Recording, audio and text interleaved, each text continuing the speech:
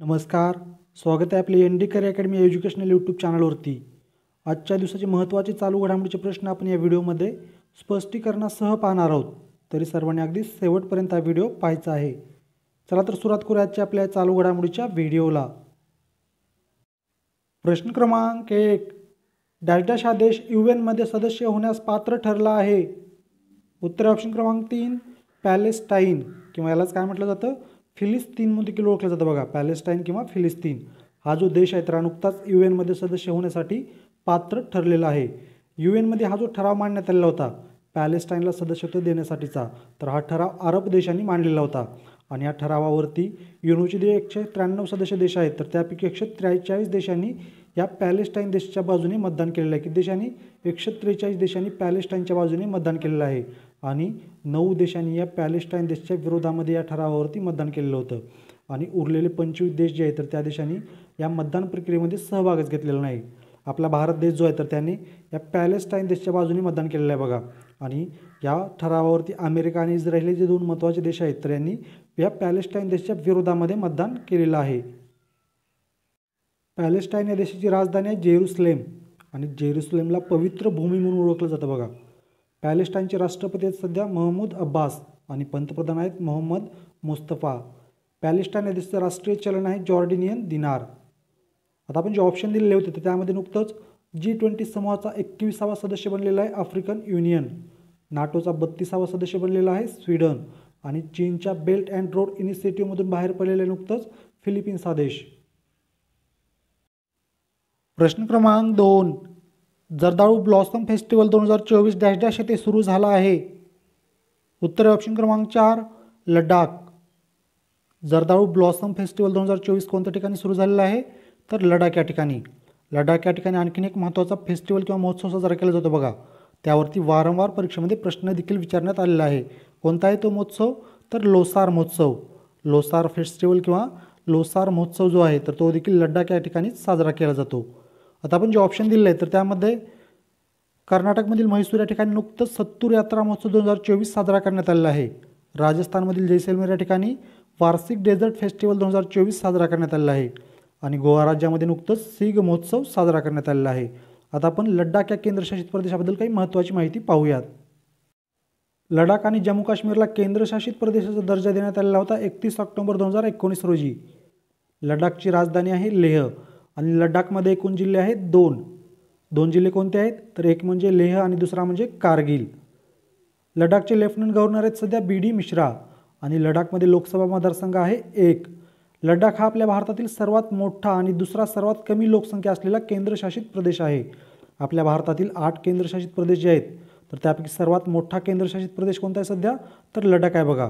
आणि सर्वात लहान केंद्रशासित प्रदेश कोणता आहे तर लक्षद्वीप आहे. यानंतर पाहूयात प्रश्न क्रमांक 3. जर्मन लोकशाही पुरस्कार 2024 डॅश डॅश यांना मिळाला आहे. उत्तर ऑप्शन क्रमांक 1 युलिया नवलनाया. जर्मन लोकशाही पुरस्कार जो आहे 2024 साठीचा तर तो देण्यात आलेला आहे युलिया नवलनाया यांना. आता आपण जे ऑप्शन दिले तर त्यामध्ये प्रतिष्ठित टाइम्स पॉवर आयकॉन 2024 पुरस्कार देण्यात आलेला आहे विजय जैन यांना. Order of the British Empire पुरस्कार देण्यात आलेला आहे नुकतंच एड्रियन मायकल क्रूज यांना. आणि जर्मन शांतता पुरस्कार 2023 देण्यात आलेला आहे सलमान रश्दी यांना. प्रश्न क्रमांक 4. AI साठी ISO प्रमाणपत्र प्राप्त करणारी जगातील पहिली IT कंपनी डॅश डॅश ही ठरली आहे. उत्तर ऑप्शन क्रमांक 2 इन्फोसिस. AI साठी ISO प्रमाणपत्र प्राप्त करणारी जगातील पहिली IT कंपनी कोणती ठरलेली आहे तर आपल्या भारताची इन्फोसिस. इन्फोसिस ही कंपनी आहे तर या कंपनीची स्थापना 2 जुलै 1981 रोजी करण्यात आलेली आहे. स्थापना कोण केलेली आहे इन्फोसिसची? NR नारायण मूर्ती आणि नंदन निलेकनी यांनी केलेली आहे बघा. आणि सध्या इन्फोसिसचे अध्यक्ष देखील नंदन निलेकनी आहेत. आणि इन्फोसिसची MD आणि CEO आहेत सध्या सलील पारेख. इन्फोसिसचं मुख्यालय आहे बेंगलुरू या ठिकाणी. आपण जे ऑप्शनमध्ये कंपन्या दिलेल्या होत्या तर त्यापैकी उपग्रह ब्रॉडबँडसाठी अंतराळात मंजुरी मिळवणारी पहिली कंपनी ठरलेली आहे OneWeb India. Directorate General of Civil Aviation म्हणजे ज्याला आपण काय म्हणतो DGCA, तर याच्याकडून ड्रोन परवाना मिळवणारी आपल्या भारतातील पहिली कंपनी ठरलेली आहे थ्रॉटल एरोस्पेस सिस्टम्स. आणि आपल्या भारतातील न्यूक्लिअर टर्बाईनसाठी पार्ट्सची पहिली पुरवठादार कंपनी बनलेली आहे आझाद अभियांत्रिकी प्रायव्हेट लिमिटेड. प्रश्न क्रमांक 5. महिलावरील हिंसाचाराचा सामना करण्यासाठी नुकताच पहिला कायदा डॅश डॅश या देशाने स्वीकारला आहे. उत्तर आहे ऑप्शन क्रमांक 3 युरोपियन युनियन. महिलावरील हिंसाचाराचा सामना करण्यासाठी पहिला कायदा जो आहे तर तो नुकताच युरोपियन युनियन या देशाने स्वीकारलेला आहे.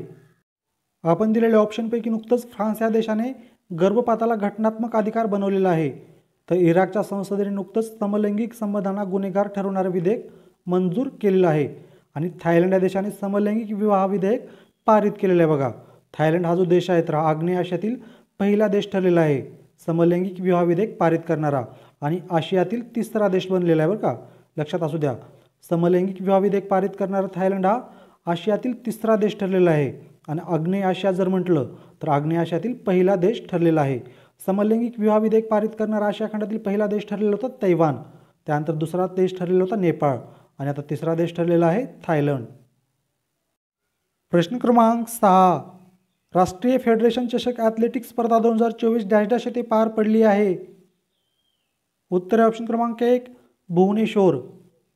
12 मे ते 15 मे 2024 दरम्यान राष्ट्रीय फेडरेशन चषक ॲथलेटिक्स स्पर्धा जी आहे 2024ची तरी ओडिसा राज्याची राजधानी भुवनेश्वर या ठिकाणी पार पडलेली आहे. आपण जे ऑप्शन दिले आहे तर त्यामध्ये 72व्या अखिल भारतीय पोलीस हॉकी स्पर्धेचं आयोजन करण्यात आलं होतं जम्मू काश्मीर या ठिकाणी आणि 34व्या राज्य पोलीस क्रीडा स्पर्धेचं आयोजन करण्यात आलं होतं आपल्या नाशिक या ठिकाणी. प्रश्न क्रमांक 7. 22व्या आशियाई टीम स्क्वॉश चॅम्पियनशिपसाठी भारतीय पुरुष संघाच्या कर्णधारपदी डॅश डॅश यांची निवड करण्यात आली आहे. उत्तर ऑप्शन क्रमांक 3 वेलवन सेंथिल कुमार. 22व्या आशियाई टीम स्क्वॉश चॅम्पियनशिपसाठी आपल्या भारतीय पुरुष संघाच्या कर्णधारपदी कोणाची निवड करण्यात आली आहे? वेलवन सेंथिल कुमार यांची. ही 22वी आशियाई सांघिक स्क्वॉश चॅम्पियनशिप स्पर्धा चीनमधील डालियान या ठिकाणी आयोजित करण्यात येणार आहे 12 ते 16 जून 2024 दरम्यान आणि यासाठी आपल्या पुरुष संघाच्या कर्णधारपदी निवड करण्यात आली आहे वेलवन सेंथिल कुमार यांची. तर आपल्या महिला संघाच्या कर्णधारपदी निवड करण्यात आली आहे रतिका सिलन यांची. ही जी आशियाई सांघिक स्क्वॉश चॅम्पियनशिप स्पर्धा आहे तरी दर 2 वर्षांनी आयोजित केली जाते. बघा, पहिली स्पर्धा जी आहे तर ती 1981 साली आयोजित करण्यात आली होती आणि ही जी पहिली स्पर्धा आहे तरी पाकिस्तान देशामध्ये आयोजित करण्यात आली होती कराची या ठिकाणी आणि या पहिल्या स्पर्धेचे विजेतेपद जे आहे तर ते देखील पाकिस्तान या देशानेच पटकावलेलं होतं. आत्तापर्यंत जर बघितलं तर सर्वाधिक वेळा या आशियाई सांघिक स्क्वॉश चॅम्पियनशिप स्पर्धेचे विजेतेपद जे आहे तर ते पाकिस्तान या देशानेच पटकावलेलं आहे. किती वेळेस तर 10 वेळेस. आपल्या भारतानं फक्त 1 वेळेस या आशियाई सांघिक स्क्वॉश चॅम्पियनशिप स्पर्धेचे विजेतेपद पटकावलेलं होतं 2022मध्ये.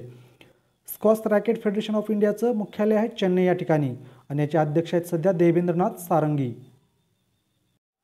प्रश्न क्रमांक 8.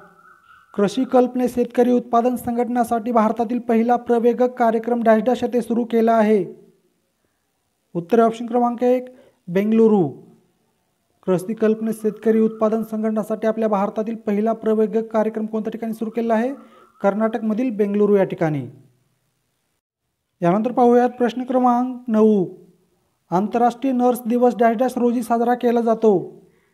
उत्तर ऑप्शन क्रमांक 4 12 मे. 12 मे हा जो दिवस आहे तर हा दिवस दरवर्षी आंतरराष्ट्रीय नर्स दिन म्हणून साजरा केला जातो. बघा, the lady with the lamp म्हणून आपण ज्यांना ओळखतो फ्लोरेन्स नाइटिंगेल यांचा हा जन्मदिवस आहे 12 मे आणि त्यांचा जन्मदिवस जो आहे तर तो 1965 पासून आपण आंतरराष्ट्रीय नर्स दिन म्हणून साजरा करत आहोत. कोणता दिवस? 12 मे हा दिवस. फ्लोरेन्स नाइटिंगेल जे आहेत तर ह्या एक ब्रिटिश नर्स होत्या आणि समाजसुधारक होत्या. आता आपण जे ऑप्शन दिलेले आहे तर त्यामध्ये 8 मे हा जो दिवस आहे तर हा हेनरी ड्युडंट यांच्या स्मरणार्थ विश्व रेड क्रॉस दिन म्हणून साजरा केला जातो. तर 7 मे हा जो दिवस आहे तर हा जागतिक ॲथलेटिक्स दिन आणि जागतिक अस्थमा दिन म्हणून साजरा केला जातो आणि 11 मे हा दिवस आपण आपल्या देशामध्ये राष्ट्रीय तंत्रज्ञान दिन म्हणून साजरा करतो. प्रश्न क्रमांक 10. मुंबई क्रिकेट संघाच्या प्रशिक्षकपदी डॅश डॅश यांची नियुक्ती करण्यात आली आहे. उत्तर ऑप्शन क्रमांक 1 ओंकार साळवी. मुंबई क्रिकेट संघाच्या प्रशिक्षकपदी कोणाची नियुक्ती करण्यात आली आहे? ओंकार साळवी यांची. नुकतंच 2024ची रणजी क्रिकेट करंडक स्पर्धा पार पडलेली आहे तर त्याचं विजेतेपद देखील या मुंबईच्या संघाने पटकावलेलं आहे.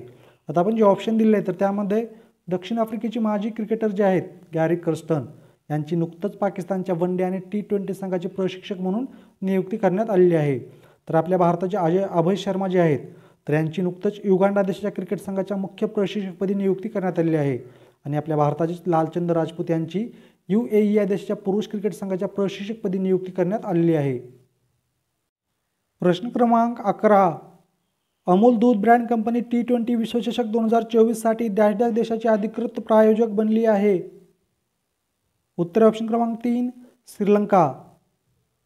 आगामी जो T20 वर्ल्ड कप होणार आहे जूनमध्ये, तर त्यासाठी आपली जी दूध ब्रँड कंपनी आहे अमूल, तरी श्रीलंका या देशाची अधिकृत प्रायोजक बनलेली आहे।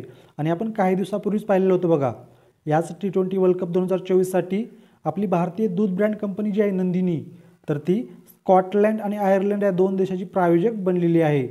हा जो 2024चा T20 वर्ल्ड कप होणार आहे, तर तो अमेरिका आणि वेस्ट इंडिज या देशामध्ये आयोजित करण्यात आलेला आहे। आणि या 2024च्या T20 वर्ल्ड कपमध्ये एकूण 20 देश सहभागी असणार आहेत। किती? 20 संघ सहभागी असणार आहेत। आणि याच आगामी T20 वर्ल्ड कपसाठी ICC नुकतंच आपल्या भारताचे अष्टपैलू खेळाडू युवराज सिंग, जमैकाचे धावपटू हुसेन बोल्ट आणि वेस्ट इंडिजचे क्रिकेटर ख्रिस गेल यांची ब्रँड अँबॅसेडर म्हणून नियुक्ती केलेली आहे। कशासाठी?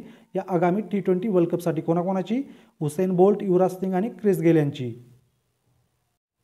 प्रश्न क्रमांक 12, प्रतिष्ठित ग्लोबल प्राइड ऑफ सिंधी पुरस्कार 2024 ने डॅश डॅश यांना सन्मानित करण्यात आले आहे। उत्तर ऑप्शन क्रमांक 2 पवन सिंधी। प्रख्यात सामाजिक कार्यकर्ते जे आहेत पवन सिंधी, यांना नुकतंच अनुकरणीय सेवेसाठी प्रतिष्ठित ग्लोबल प्राइड ऑफ सिंधी पुरस्कार 2024 ने सन्मानित करण्यात आलेला आहे। आता आपण जे ऑप्शन दिलेले आहेत, तर त्यामध्ये 9वा Oxford Bookstore Book Cover Awards 2024 देण्यात आलेला आहे भावी मेहता यांना द बुक ब्युटिफुल या पुस्तकासाठी।